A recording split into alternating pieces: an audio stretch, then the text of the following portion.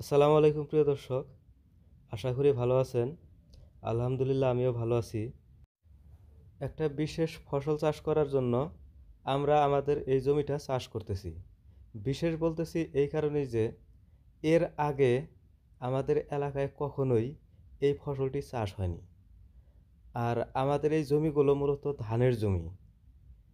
এই জমিতে শুধু ধানই হয়, এখানে অন্য কোনো ফসল হয় না।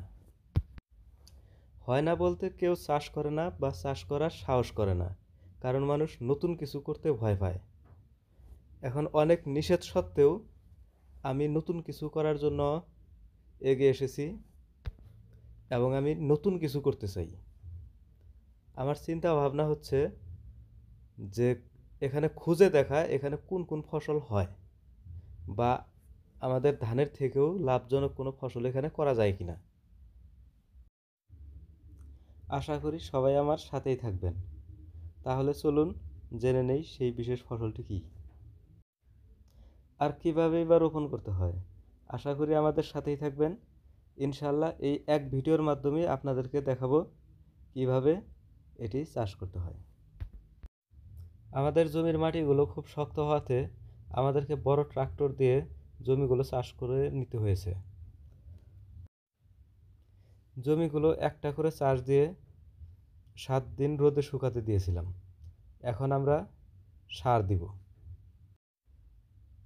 সব সারগুলো যাতে ভালোভাবে মিশে, যেহেতু এখানে গুঁড়া সার এবং দানাদার সার দুই ধরনের সারই আছে, তাই আমরা এই সারগুলোকে খুব ভালোভাবে মিশিয়ে নিলাম।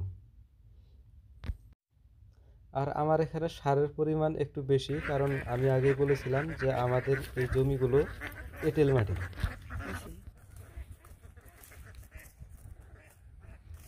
এখন আমি সারগুলো খুব ভালোভাবে জমিতে ছিটিয়ে দিব। সারগুলো ছিটানোর শেষে আবার সেই ট্রাক্টর দিয়ে 1 থেকে 2 বার জমিটা চাষ করে নিব। একবার দিলেই হয়ে যেত, কিন্তু যেহেতু আমাদের এই মাটিগুলো খুব শক্ত, তাই প্রয়োজনে 2 বারও দেওয়া লাগতে পারে।